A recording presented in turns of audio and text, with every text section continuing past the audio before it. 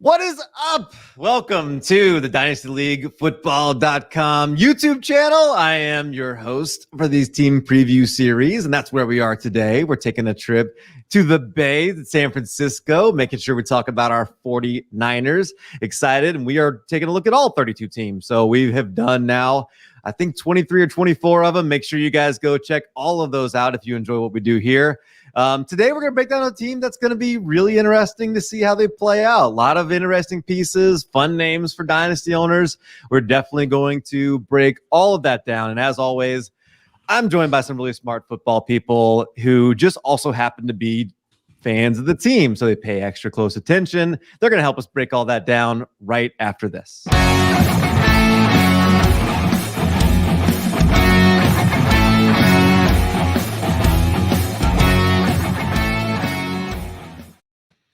Really excited to be doing a show here. McLateral to my left. I've done shows with Herms before, his co-host, and he likes to say that his role at his company is person at Lateral FF.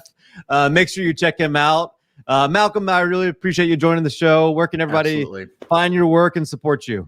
Well, it's your boy McLateral, aka McLateral FF on the Twitter. You can find me over at Twitter at McLateral FF. You can also find my work over at thelateral.com, which is at thelateral FF on Twitter, or thelateralff.com. And we are actually going to be recording. We just did our NFC preview because we couldn't find a better title, so we went with preview.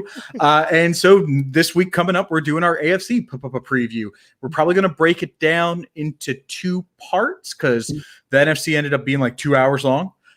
So I think we're going to have like 1 hour, but they're both going to drop this week. So keep an eye out for that. We're covering all four divisions in one go. I 100% mean this. Like when I say this, anybody who knows me, like genuinely one of the most unique shows.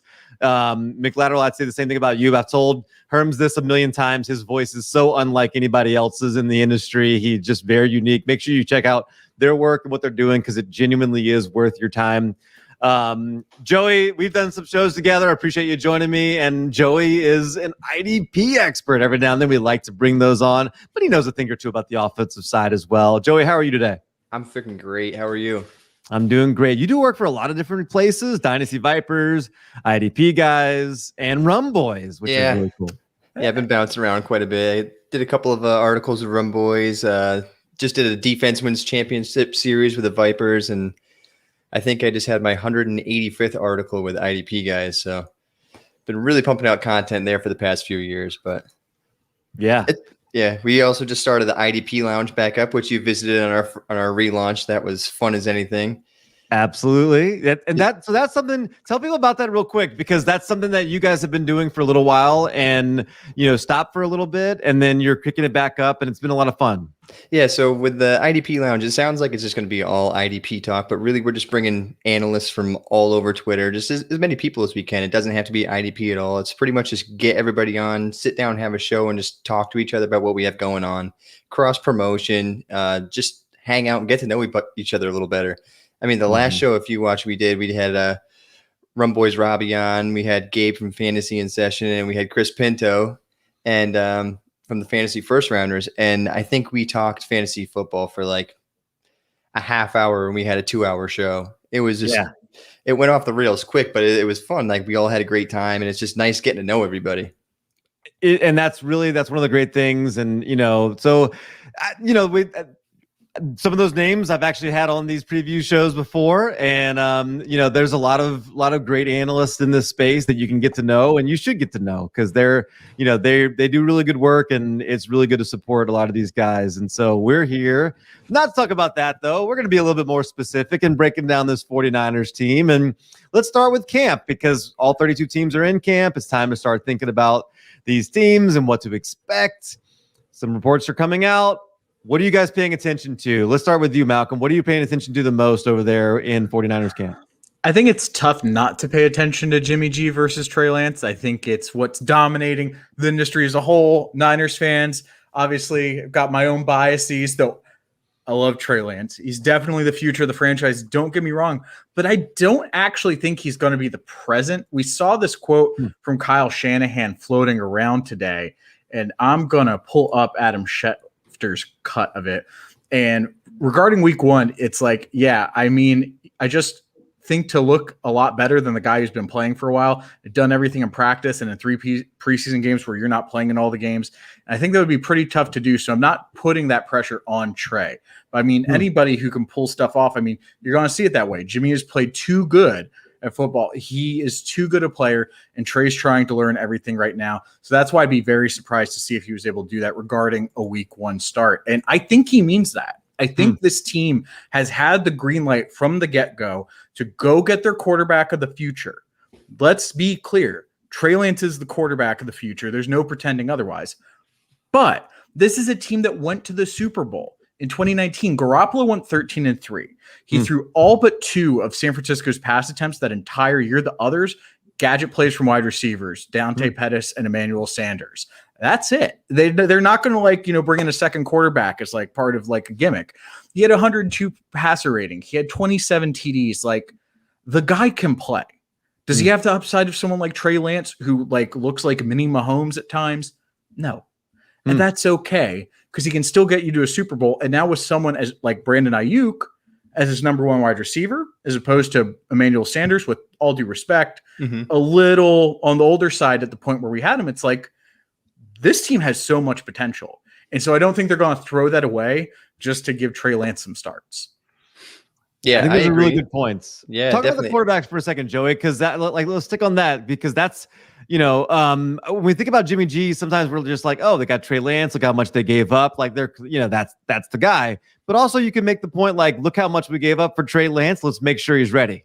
Right. And like the whole buzz around campus, how well Jimmy G and Trey Lance have been working together. Like they've just been working, talking to each other, talking through things. And it's not like one person has an ego over the other. They've actually been working well. So they understand their roles. Like Jimmy knows he's the guy right now, but he also knows that Trey Lance is coming in, and Trey Lance vice versa. He knows Jimmy's the guy right now and he's the future. But for him, he's coming from the FCS, and he's doesn't know playbooks as well. Like he played based off of his tools and everything, and to learn Kyle Shanahan's system to come in year one, it's going to be difficult for somebody of his stature. So Jimmy G, was he 22-8 career as a starter for the 49ers? Pretty good. That's pretty good. And you want, like you said, 13-3 in that Super Bowl run, and he was 1 quarter away from a Super Bowl championship and one overthrow of Emmanuel Sanders away from a Super Bowl championship. And if it wasn't for Chris Jones, he probably would have completed some of those play action passes to Kittle. He had Kittle wide open, and everybody's wondering, why are you running play action? Why don't you just run the ball? It's like, it's the right call. Kittle was wide open. It's just Chris Jones got his freaking bear claw up there and swatted it down. And let's not forget that the vaunted defense got gouged by Damian Williams of all people. Yes. Our finest hour, it was not. No. And I think people need to remember that. Yep, 100%. So yeah, go ahead. No, just what else are you paying attention to, Joey? Well, stay on the offensive side. It's the running backs. I mean, they went and traded it up, and they got Trey Sermon. So everybody's wondering, is it going to be Raheem Mostert, or is it going to be Trey Sermon? So right now I'm hearing is 1A, 1B. So they're both getting first team reps right now. So it's still kind of up in the air. I'm worried about Mostert's injury history. He can't really seem to stay on the field often. And Trey Sermon is like a professional at running the zone scheme. Like, he is fantastic at running zone. He has a PFF rating of 84.5 over his entire career in college, which is pretty darn good. Really good. And his pro comparison I've heard recently is Devonta Freeman. So somebody who thrived in Kyle Shanahan's offense. So I honestly think Trey Sermon is going to be a guy who's going to soon overtake, based off of his knowledge of the system. And no offense to Mostert, but I think he kind of falls back to what the Matt Breida role used to be, kind of get that speed guy in there every now and then for a big play.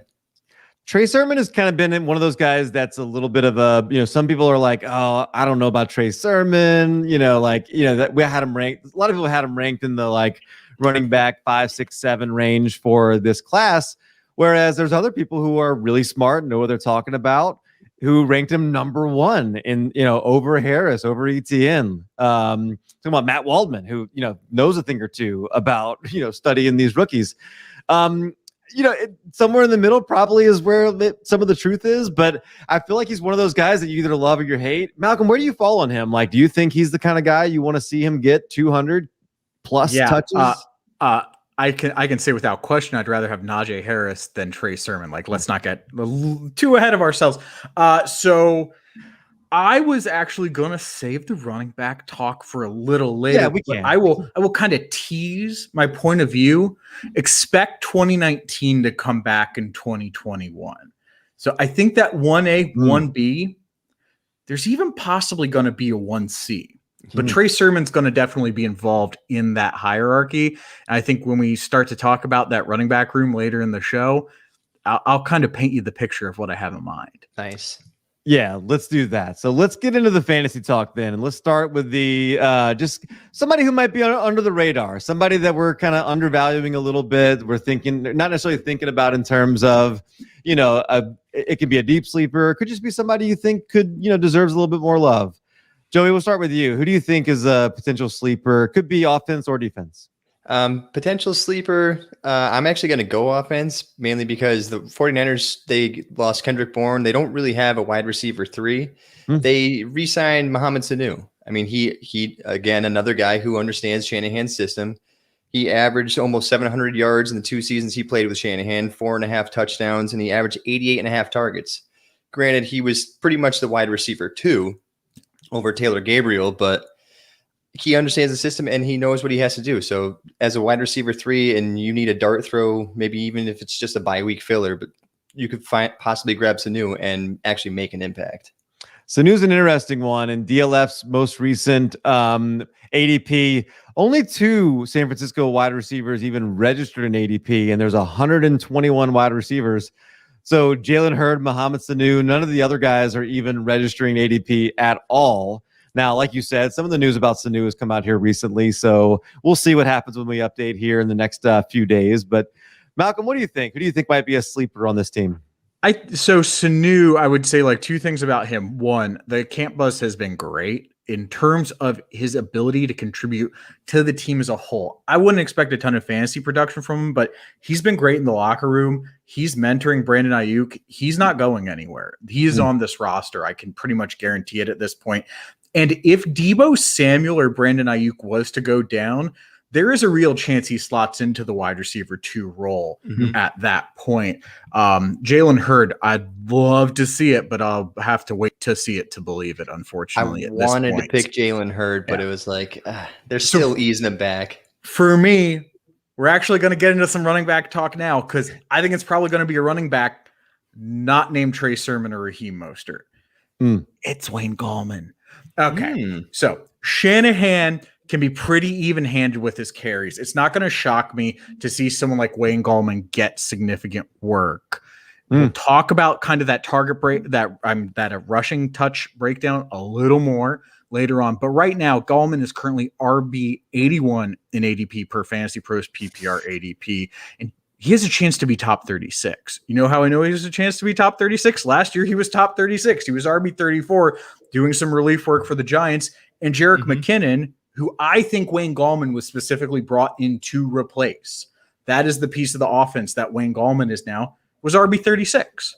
So we've already kind of seen it done. We've seen some injury issues. Jeff Wilson Jr., who I think really could have cemented that 3rd running back role in that RB room, he's out 8 weeks, maybe 9, maybe a little less, but he's going to be out for a while. And that is time for some of these guys to cement their role. And even if I'm wrong about Gallman, there's other Niners running backs out there with potential. Elijah Mitchell is at RB 73. People really liking him, especially his talent. And JaMychal Hasty's at RB error does not compute. It's literally not in the ADP data for Fantasy Pros. And so the sleeper label certainly applies to them if I'm wrong about Gallman. And even Jeff Wilson, he's RB 68 right now. When he comes back, he is someone that they clearly trust. That second half of the season, he could potentially be a league winner. I wouldn't reach to get him, but that's a guy that you could be picking up off of waivers if you play your cards right. No, I love that call because when you think about, when you think about running backs and you think about what kind of system you want them in, you think about the Shanahan system, right? And this is obviously the place to be for that. So if you hear about anybody that is going to be the running back, that's somebody you want to share of, because this is a time where it's not very clear who is the lead dog there. And we think it's Trey Sermon, but we've been wrong a time or two before. It's happened. Yeah. So, all right. How about on the other side? So somebody that might be overdrafted right now that we think could bust. Joey, let's start with you on this one.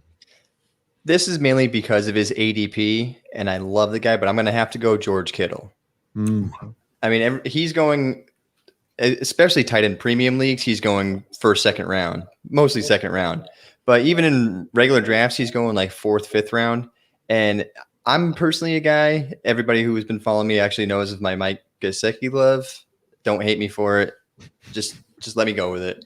But I'm a guy who I like to draft my tight ends late, just because if you don't get those top three, the tier breaks pretty big. But George Kittle going as a tight end 3 this year. I mean, you have both Deebo Samuel, Brandon Ayuk back healthy. You have George Kittle's injury history is a little shaky himself, and I think that's because of his willingness and want to block. He's incredibly aggressive, and that might actually lead to more targets for his wide receivers because of the fact of how good he is at blocking. So he might be used as a blocker. He doesn't leave the field, but it's because he blocks so well. So will he still get a good number of targets and good yards? Yes, but I more see him as like a tight end 4 or 5. But I at his ADP, I think he's going to make a lot of people unhappy. Kittle or Pitts? I'm going Pitts based on the wide receiver room. The drafters at Dynasty League Football and the mocks agree with you. Pitts is actually overtaken Kittle now, on his way to tight end number 1 by the time we start next year, for sure. Malcolm, what do you think? Who do you think might be a bust? So I wrote here Ayuk or Deebo or Kittle, but it's Trey Lance. I kind of want to go through the reasons why it's not Ayuk or Deebo or Kittle real quick. So sure, they've all been injured at times. They were all injured at times last year, but they have some injury history, but I wouldn't label them injury prone. Kittle prior to 2020, he played 15 games, 16 games, and 14 games. Prior to 2020, Deebo played 15 games. They've picked up some knocks along the way during that time, but that is significant time on the field. And that injury history has gotten baked into their ADP, which makes it tougher for them to bust. So not including touchdowns, I kind of have Deebo mapped out at 9.7 PPR points per game. His current ADP wide receiver 37 in PPR, which was Hollywood Brown last year with 10.8 points over 15 games. 10.8 points per game over 15 games, rather. And that includes touchdowns. So if we just bake a couple touchdowns into Deebo, like 3 touchdowns, plays a fully healthy season, I've got him scoring over 10.8 points per game in PPR, which could put him in that wide receiver 37. So it's very unlikely, if he is healthy, for him to bust. Again, same with Ayuk. He's currently wide receiver 26, which was Curtis Samuel last year, 13.8 points per game over 14 games from weeks 1 to 16. And Ayuk getting the 13 points per game, if you think he is the wide receiver 1, which I do, it's not unreasonable. I can get him almost there without needing touchdowns because of the target share that I'm expecting him to have, which we'll get to a little bit later. And so again, at that low ADP for what he is, it seems unlikely that he'll bust. And again, with Kittle, last season he had 15.9 points per game. I can see him getting around 14 pretty reasonably. And last year, tight end 3 was TJ Hawkinson with a comparatively paltry 11.3 points per game in PPR. So Kittle could do that. I think that there is a fair point to, will Kittle at tight end 3 at the price you're going to have to pay overall in your draft really be the pick you want to make? I personally would advocate no, not unless you're in a tight end premium league, because I would rather take Adam Troutman for nothing, have him, be the only guy in his tight end room, be a guy who can block, who has to stay on the field, et cetera, et cetera. Their best wide receiver might be a guy who was already cut by an NFL team this year. The kid from Tulane's apparently killing it there. And so it's just if that's Troutman's competition, then I'll take a Troutman over a Kittle, but I still expect Kittle's got a real shot at being tight end 3, and he's being drafted at tight end 3. So then are we really calling that a bust? There's kind of a pattern here. If they're healthy, I think these guys are unlikely to bust at their ADP. But here's the problem. If Jimmy G's healthy, then Trey Lance will get 0.0 points per game, and you're drafting him at QB 22 right now in PPR leagues. And while QB 22 is not an expensive price to pay for a guy with potential huge upside, potential top 12 upside, if he scores 0.0 points per game, he will not be QB 22. So that's why I think he is the most likely bust, because if Jimmy stays healthy the entire season and this team is good the entire season, then I think there's a real chance Trey Lance just doesn't see the field. And so at that point, you're giving up on an Adam Troutman, an Elijah Moore, someone who could really contribute to your team. And again, you're not going to get that QB 22. Though still, if you wanted to take a risk on Trey Lance at that cheap price of the 156th pick, you could maybe even get him free in certain leagues. Like, I get it, but he's my most likely bust. Joey, what do you think? I mean, I totally get that. I mean, that's probably before Jimmy G too, QB 22. What's Jimmy G? I would imagine so. And yeah. to be fair, the upside for Lance is higher than Jimmy G. Oh, right. 100%. I would almost arguably draft, unless it's a super. And they've already been talking, running the read option with him in the red zone. So it's like, if he does get on the field, it's phenomenal. But if if Jimmy G's playing well, they're not going to take him off the field. So I do get that. I'd assume he's going before him too. I'm trying to look. I had all the Dynasty League stuff, which obviously you're taking Trey Lance before him in a Dynasty startup. Right. Trying to pull up and see. It looks like Garoppolo going as the 33rd quarterback. It's probably Trey Lance is going at 22. That's redraft. Yeah. And again, redraft, I'd say that's like probably about right, because I can tell you for a fact that Jimmy Garoppolo could win you a Super Bowl this year and will not win you your fantasy championship this year. Right. It's not going to happen. He could be awesome. He could have a lower end Drew Brees level season, which is pretty damn good, and he still won't be fantasy relevant for you. It's not going to happen. He doesn't have that Kirk Cousins level arm that gives you a bit of a ceiling. Like, he'll be great on the field, but he won't be great for your fantasy team. Trey Lance, at least, could be great for your fantasy team if things broke your way. Right. PJ mentions somebody we didn't really name here, and Trey Sermon, which, I know we're going to talk a little bit about the running backs here in just a minute, but kind of seems like the kind of guy where maybe we start drafting him a little bit too high in redraft. I'm trying to go find that now. Obviously, in Dynasty, ADP's pretty cheap in redraft. He's in the 90s, I think, overall. That sounds right. In fact, 92 looks like on Fantasy Pros, 92 overall, 37 running back, 37. So that gives him a little bit of room. It's hard to bust, I guess, from that ADP. That's around the Kenyon Drake area, and seems like he might have a higher upside than that.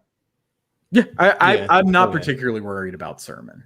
No, at that price. If he really starts to raise up, I would say, you talk about dynasty football, if he's going as the RB 2 or 3 in your rookie drafts, you should maybe have some concerns about that.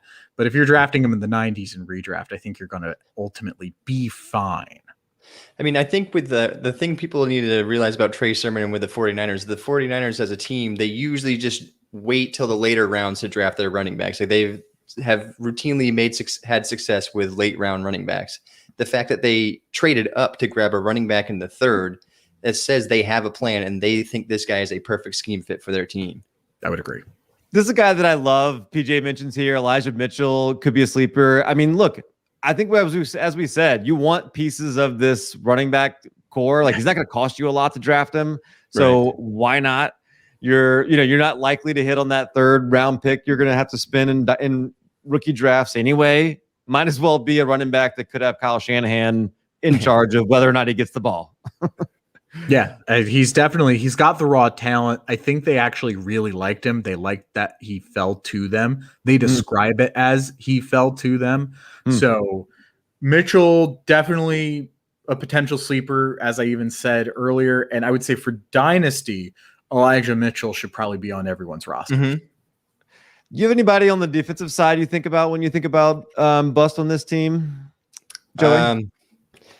I hate to say it again, but I mean, it's been pretty much season over season, but D Ford It's just he can't stay on the field. And I mean, he did see some reps today on the sideline, more or less, but it's been Samson Ebukam who's been actually playing his normal position the first few days of training camp.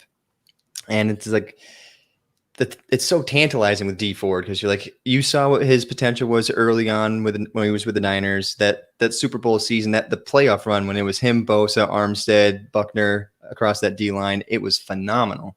And then it's just been injury after injury, and he just can't stay on the field. And I honestly don't know if it's going to happen again. I hope it does, because I would love to see that pass rush tandem back up, him and Bosa, and then with Armstead maybe sliding inside, or vice versa. You saw times where Nick Bosa was sliding inside. I mean, the defensive line, I need to see how it plays out in camp this year. Yeah, I would agree. All right, let's talk about the targets. And Joe, I'll come right back to you. I know, Malcolm, you talked a little bit about the wide receivers already, but if you had to pick somebody that was going to have the most amount of targets, Joey, who would that be? I'm going to Brandon Ayuk, definitely.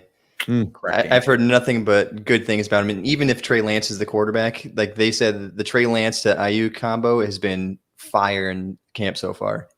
Yeah. I love that. And Ayuk showed so many things last year. There's a lot of people, though, Malcolm, worried about. I saw you shaking your head like you think that's the right answer. I think it is. There's people worried about, he was doing a lot of that without George Kittle, without Debo. That doesn't worry you? Every day of camp, the quote that's come to the top of the news feed has basically been Ayuk is the number one target regardless of quarterback. It does not matter who is there. Ayuk has been the number one target, and that's why I think he is going to have a 28.125% target share. I see him actually getting 9 targets per game, 153 out of 544 total targets projected. 17-game season, so you got to remember that. But 9 targets per game, I think it's totally doable. I think I've got Kittle right under there with 8 targets per game, 25% target share. Again, not crazy. I heard someone describe it as being relegated. In that sense, it's like, dude, if you got 2 top caliber wide receivers and your tight end still getting a 25% target share, that's not relegation. That's just growth at a position group. 25% target share is monster. And that's 136 targets over a 17-game season. And Debo, I've got it 6 targets per game. That's 18.75% target share, actually, so not shabby. And the thing I will say about Debo is the other thing that's been coming out of camp, everyone's talking about how Debo very specifically worked on his deep threat ability, on getting behind defenses, on being able to be connected with deep downfield. And it does seem to be showing. But regardless, I do think Ayuk is the clear wide receiver 1 at this point. Ayuk just seemed like he was just so dangerous with the ball in his hands, just the kind of guy you want to be, obviously a good wide receiver, but just after the catch, I don't know if the numbers prove this out, but I always felt like when he had the ball in his hands, he was dangerous. Just you watch the highlight from the Eagles game. Yes, everyone knows the one we're talking about. Yes. I don't need to say anything more than that, but I will say one thing more than that. We talked about trading up, how that can matter. Out of Kittle, Debo, and Ayuk, only one of them was a first-round pick that the Niners traded up to get. And that was Brandon Ayuk. I would not forget about that. It was Brandon Ayuk. And you could tell that Shanahan was locked into him, right? From the beginning, he was just locked in to Brandon Ayuk. There were other wide receivers on the board that other people had ranked higher, and there was even questions. But I think you saw it this year on why he made the move that he made, and why he was so excited about him to begin with. It's like with Debo and Ayuk, it's so nice because they're great on those shallow routes and yards after the catch. Same with Kittle. They're all yak monsters, and it just fits with Jimmy G so well because Jimmy G's that short pass kind of guy, quick hitters, and that's going to help make Jimmy G succeed. Yeah, I agree. Yeah, I love that. All right, let's talk about the running backs. And Malcolm, you teased it. Let's talk about it. Go ahead. Who leads this team in rushing attempts? It's going to be Trey Sermon, but pretty much only just. So I have heard more than once that we should expect Trey Sermon to be this year's version of 2019 Tevin Coleman, that he is going to be the guy that bruises the D-line a little, that softens it up, and then they're going to have Mostert hit him with that burst, that quickness, that elusive speed, that 5+ yard per carry efficiency. And if you look at 2019, Coleman, by virtue of alphabetical order, I think, led the team in rushing attempts because him and Mostert each had 137 rushing attempts. And we talk about Gallman. I talked about Gallman. Matt Breida, 123 rushing attempts that same year. So I would not write off there being a third running back of consequence in this Niners backfield. And so I see Sermon filling that Coleman role. It makes a lot of sense. I don't think they're necessarily a like-for-like comparison from an athletic build. I love that Devonta Freeman comp. I think it's very apt.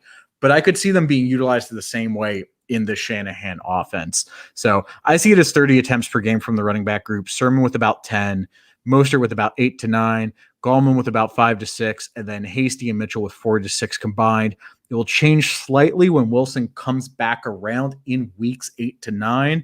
But at that point, I think Trey Sermon will have done enough to cement his role in the offense. And so Wilson will affect likely the people below Mostert in the pecking order. Yeah, love that. Love that. All right, what do you think? What do you think, Joey? Same deal. I was going to say Sermon as well, but like he said, like I could easily see 3 running backs getting over 100 touches. I mean, when you have a system that works that well, I mean, look at his father back in the 90s. With the Broncos, he had 2 1,000-yard rushers in the same season. It's like it's the same system. It's the same system. So if you have capable running backs, why not just keep everybody fresh? Just keep the pressure on. You saw what they did with Green Bay back in 19. They just ran the ball down their throat, and they couldn't stop it. Just keep fresh legs on the field. Love that. Yeah. So let's talk. We didn't talk. I don't think enough about Trey Sermon. I mean, I'm sorry, not Trey Sermon. About Trey Lance, the other Trey on San Francisco. I just want to talk a little bit about what his ceiling might be because obviously Kyle Shanahan, just like we saw with Ayuk, he had his eyes on one guy as he wanted him to be the guy. What week, if you had to say like this is when I expect to see Trey Lance? When do you think you would want to see him? And then, like, what do you think his ceiling is, Joey? What do you think? Like, just general thoughts about Trey Lance and how is he the kind of guy that could be a top 5, 6, 8 quarterback in the NFL, or where do you think his ceiling is for that? I think he definitely is, like, I would say top 8 in the NFL moving forward. I mean, we need to see him on the field still, but I mean, he's got that nice, safe rushing floor. And Shanahan said, like, everybody considers him like they give him a QB guy. Like, he's had Matt Ryan and he's had Jimmy Garoppolo. They expect him to have a pocket passer, but he says, no, my system is perfect for the read option. He's just like, I haven't had the quarterback to do it with. And that was part of his reasoning for really going after Trey Lance and really falling in love with Trey Lance. It's like, you take my zone scheme, now you make it a zone read, and that is just dominant in the red zone. He's like, Trey Lance is going to be one of the best red zone quarterbacks in the NFL just because of his rushing ability and his read option. And he's got a cannon. The dude has got an absolute cannon. So I think top 8 moving forward. I think this year, I honestly don't think we'll see him this year unless there's a Jimmy Garoppolo injury or Jimmy just falls flat in his face. But I don't see that happening. Interesting. What do you think, McLateral? Well, so we actually talked about this in our most recent episode of The Lateral Show, the one that came out last week. You should go check it out on Spotify. And we pinpointed exactly where I think it'll happen. I think the criteria is 2 losses in a row. If it looks like the ship is starting to, go under, capsize a bit, I think that'll be a key deciding point. But as long as the team performs well, I think that Garoppolo is likely to stay in. So I think the key is they have 5 games and then they have the bye week. If their record is 4-1, there's no way Trey Lance is coming in. And it then makes it really difficult for Trey Lance to come in later because the schedule gets easier after that bye week. However, if Jimmy's not looking good through those first 5 weeks, say they're 2-3, 3-2, but those 2 losses came at the end before the bye week, they might consider it, especially because they'll have an easier slate of games to throw Trey Lance into potentially. And it's just like, all right, we already put ourselves behind the 8 ball a little bit. We're just not seeing it from Jimmy because I think it will have to be 2 losses, but Jimmy has to kind of be at fault for them. It can't, like if they lose to the Cardinals in a 38-34 barn burner and Jimmy went off and like the defense just let them down a bit, or Kyler Murray had a Hail Murray, Shanahan's probably not going to hold that against Jimmy. That would be an awesome performance. But if it's 24-12 and Jimmy threw 3 interceptions, then it's all right, maybe time to move on. So I think that's kind of the range of outcomes you got to look for. I think that week 5 bye week is a key inflection point. If it's not happening then, I think it becomes very unlikely that it happens later on. You'd be looking for, again, a period of 2 losses in a row that kind of puts them in danger of having a losing record. That's when I think you'd start to see Trey Lance. Yep. With all the caveats of it being North Dakota State, right? So, all of the it's North Dakota State. 30 touchdowns, 1 interception in his college career. One. Now that's on 318 pass attempts, so it's a smaller sample size. Correct me if I'm wrong. That's the same amount of games he played last year as well, right? Yeah. 1. Right. Yeah. So with the caveats, but you might say okay, well, man, he must have been really, really safe and dumping the ball off. No, actually, his average yards per attempt were higher than the Trevor Lawrence and the Justin Fields, and actually higher than everyone except for one quarterback, which was Mac Jones, was the only other one. So, Mac. Yeah, oddly enough, who obviously had some pretty good receivers to throw to himself. Just a few. Yeah, only 1 turnover. That must be for Kyle Shanahan. If he can replicate that type of efficiency, that must be what he's seeing, right? I mean, that kind of upside and potential, and then, like you said, the rushing floor, all of that, it just builds up to something that we could get really excited about in fantasy. And when I think about somebody who could ascend into that upper echelon in the way Justin. The Chargers got Justin Herbert, who I was talked about earlier. I've had 4 of these shows tonight, forgive me. But Justin Herbert, ascended into that top 6 echelon. Trey Lance has that type of upside. Mm-hmm. There's nothing Justin Herbert can do that Trey Lance can't do. Yeah. Full stop. I think you got to put him in the category of Hurts' ceiling, Herbert, what we're hoping for from him. Really until you get to the very top tier quarterbacks. Can he be better than Mahomes? Maybe, maybe not. Again, fantasy probably more likely than on-field real NFL. Because fantasy, again, I don't expect Pat Mahomes to be the QB1 in fantasy this year, but he's the best quarterback in the league, except for apparently maybe Tom Brady, but that's a completely separate conversation. Boy, who thought we'd still be saying that? And he's only going to get better this year. That's the crazy part. But again, Mahomes is going to be phenomenal. Mahomes does some incredible stuff. I think we could see a bit of baby Mahomes in Trey Lance, and I think we've kind of seen it before, and that seen it before is RG3. This is his RG3 for San Francisco, except Trey Lance is a better passer, and his knees aren't held together with office supplies. And that's not a figurative comment.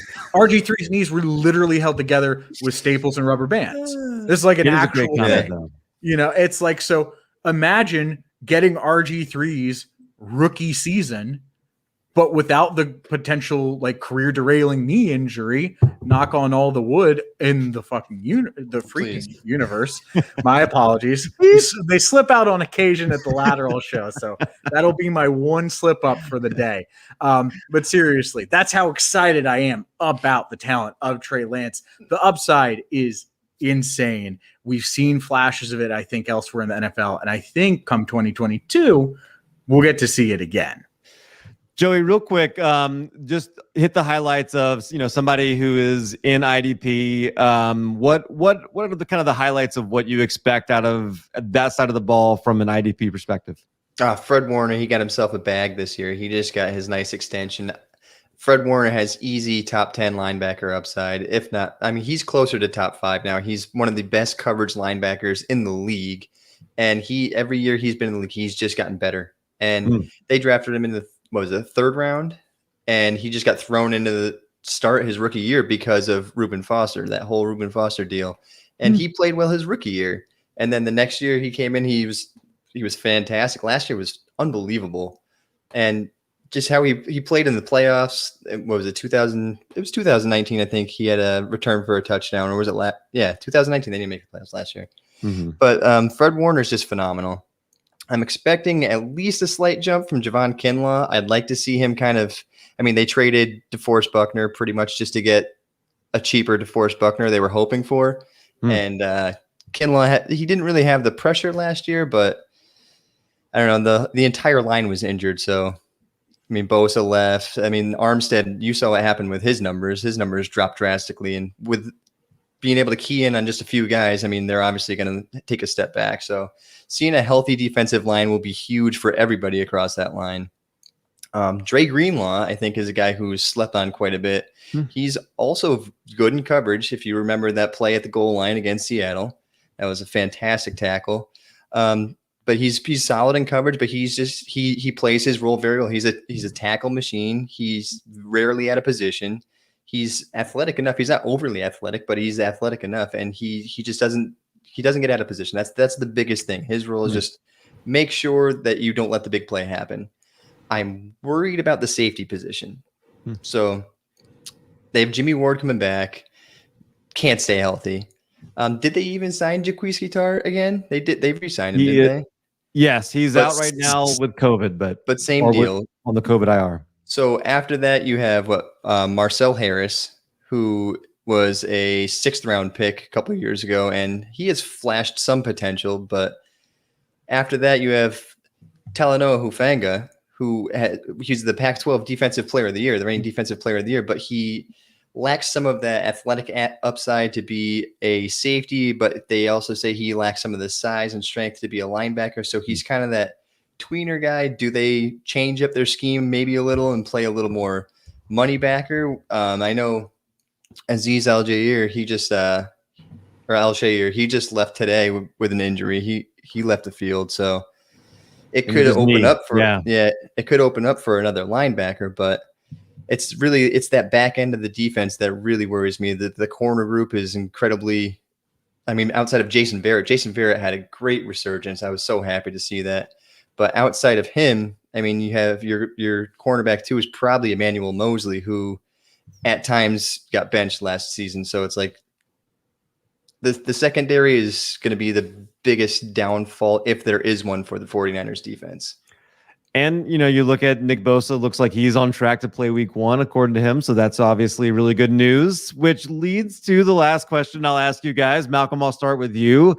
If this team doesn't deal with injuries, knock on wood, the way they have the last few years, you could see this team that was in the Super Bowl 2 years ago, right back up at top, competing really well. What do you think their record is? What are your expectations for 2021 with a 17-game season? So I have them at 12-5. I think they split the division games, though. They could sweep the Cards. We tend to play well against the Cards.